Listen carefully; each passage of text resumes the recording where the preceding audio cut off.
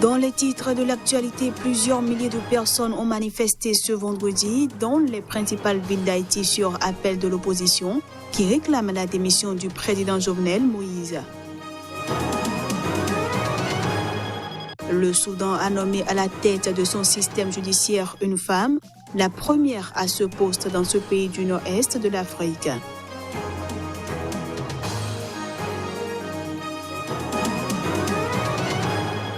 Et puis le Nobel de la paix a récompensé ce vendredi le Premier ministre éthiopien Abiy Ahmed pour ses efforts visant à résoudre le conflit de longue date avec l'Érythrée voisine.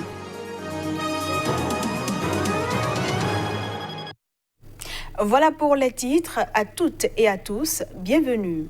Manifestation ce vendredi dans les principales villes d'Haïti. Plusieurs milliers de personnes ont défilé sur appel de l'opposition qui réclame depuis plus de mois la démission du président Jovenel Moïse. La contestation commence à paralyser les activités en Haïti. Dans la capitale Port-au-Prince, des milliers d'habitants des quartiers les plus pauvres ont marché en direction de la résidence du chef de l'État. Dans le même temps, plusieurs barricades étaient dressées sur leur passage. Les manifestants accusent la minorité bourgeoise, selon eux, qui continue de soutenir Jovenel, les laissant vivre dans la misère.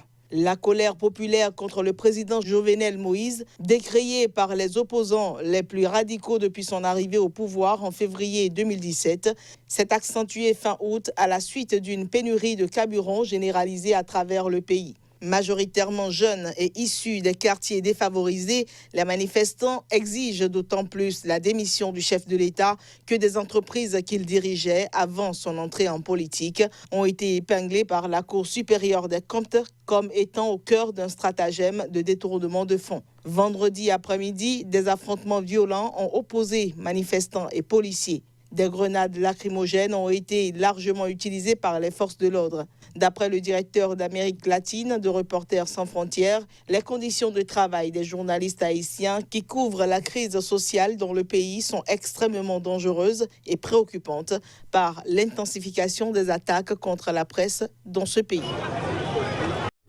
D'une manifestation à une autre, de nombreux Algériens ont défilé ce vendredi à Alger au milieu d'un important dispositif policier défiant un climat de répression croissante dénoncé par des ONG au lendemain d'une nouvelle arrestation de la figure du mouvement de contestation du régime.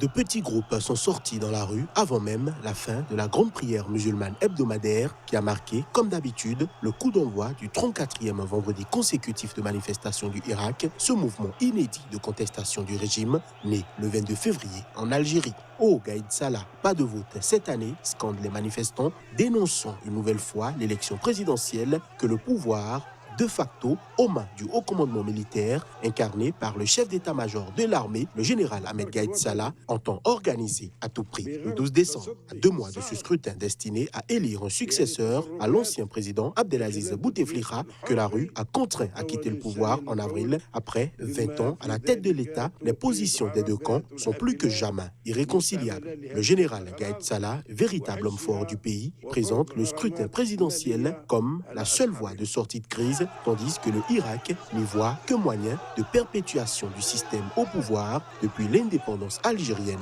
en 1962. Président du Rassemblement Action Jeunesse, une association citoyenne, chef de file du Irak, Abdelwahab Fersaoui a été arrêté jeudi matin lors d'un rassemblement de soutien aux militants, journalistes, étudiants ou citoyens appréhendés ces dernières semaines dans ou en marge des manifestations et placés en détention préventive. On n'a pas d'autres nouvelles de lui, a expliqué ce vendredi Saïd Sali, vice-président de la Ligue algérienne de défense des droits de l'homme.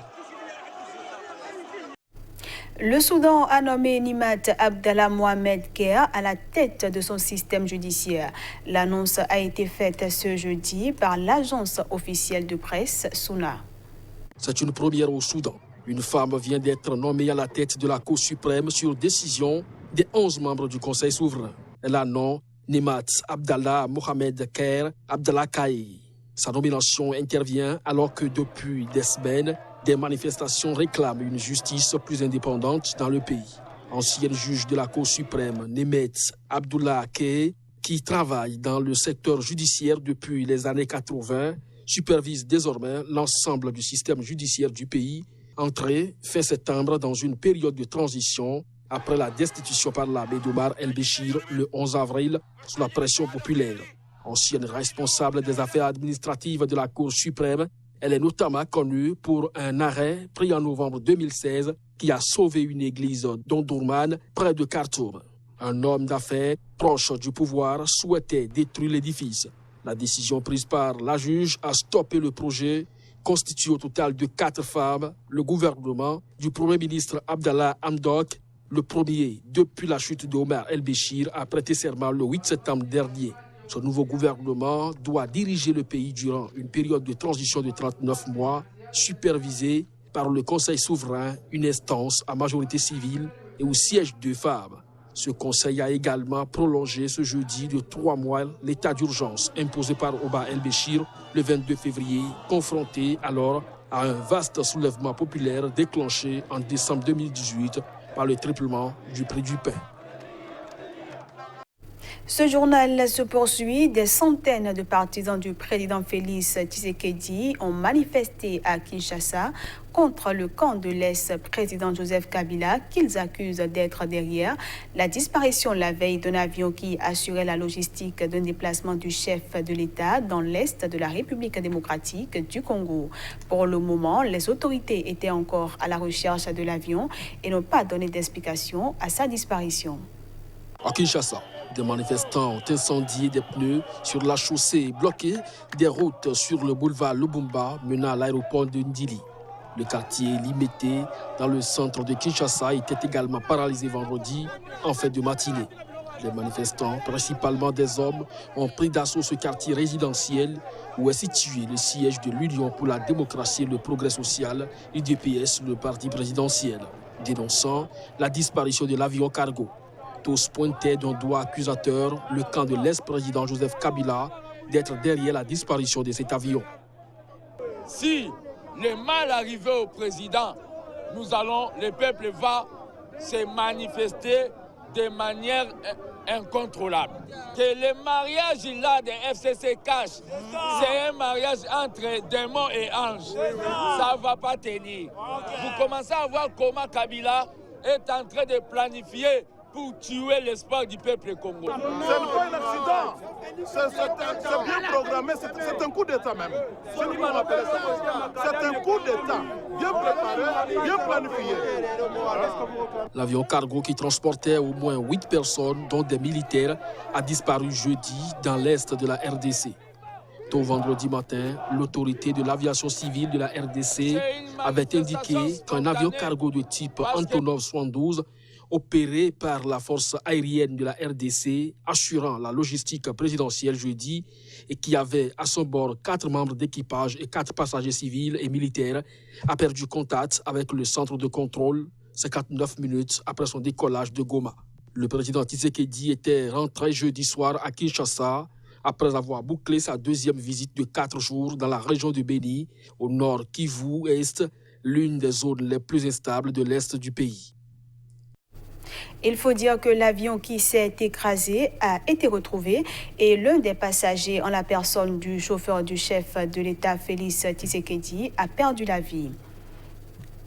Les actions remarquables du Premier ministre éthiopien dans le cadre de la paix ont été récompensées. Le prix Nobel de la paix décerné ce vendredi à Abiy Ahmed va catalyser les efforts de réforme qu'il a entrepris en Éthiopie. Depuis son accession au pouvoir en avril 2018, le Premier ministre éthiopien Abiy Ahmed a hérité de beaucoup de défis. Mais l'homme a multiplié les efforts pour mettre son pays sur le chemin de la prospérité. Après plusieurs années de protestations antigouvernementales ayant mené à la démission de son prédécesseur, le Premier ministre a, de fait, initié un rapprochement au pas de charge avec l'Érythrée, ancienne province éthiopienne. Sur le plan intérieur, il a rompu avec l'autoritarisme de ses prédécesseurs, libéré des milliers de prisonniers politiques, créé une commission de réconciliation nationale et levé l'interdiction de certains partis politiques. Mais ces efforts se heurtent à de nombreux obstacles.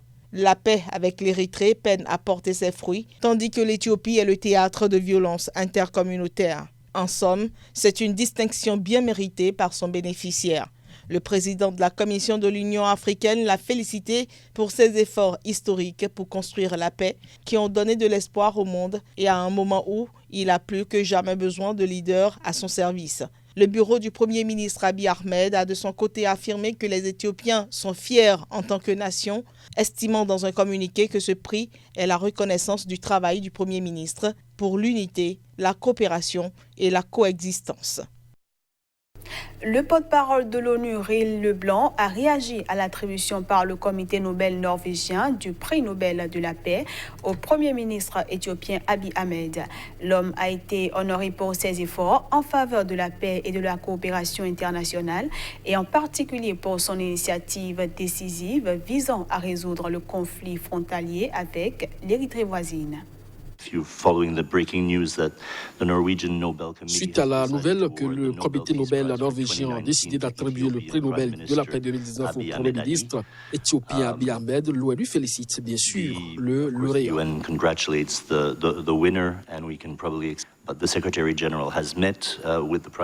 Le secrétaire général de l'ONU a rencontré le Premier ministre de la République fédérale démocratique d'Éthiopie plus tôt cette année. Bien sûr, il s'est toujours félicité du rapprochement entre l'Érythrée et l'Éthiopie en tant que développement positif pour la paix et la stabilité régionale. Alors, félicitations à notre prix Nobel de la paix 2019. Pour finir cette édition, au Niger, l'Union des scolaires nigériens pose la problématique de l'orientation des élèves de tous les niveaux après les examens de fin d'année. C'était à l'occasion du premier Salon national des scolaires nigériens organisé à la veille de la rentrée scolaire 2019-2020. Le point avec notre correspondant au Niger, Abdul Karim Mahamadou.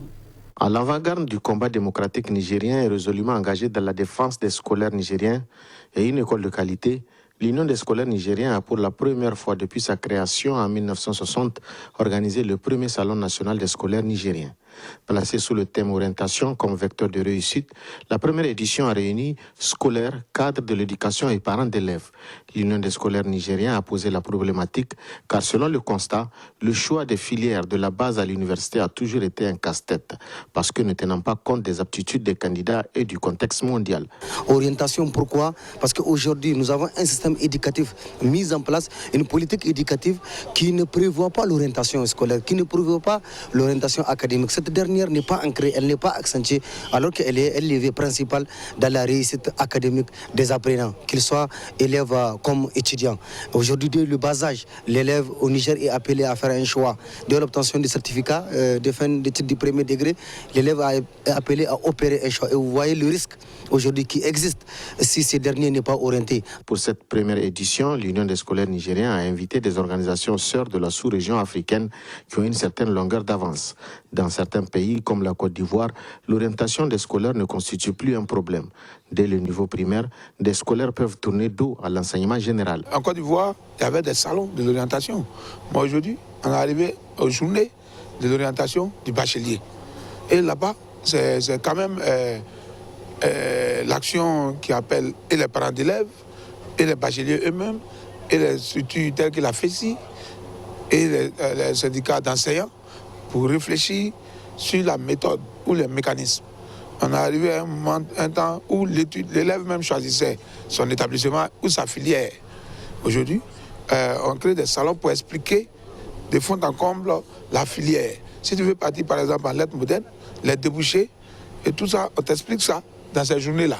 Outre l'expérience de la Côte d'Ivoire, l'Union des scolaires nigériens et les partenaires de l'école ont bénéficié de celle de plusieurs pays tels que le Burkina Faso, la Guinée-Conakry.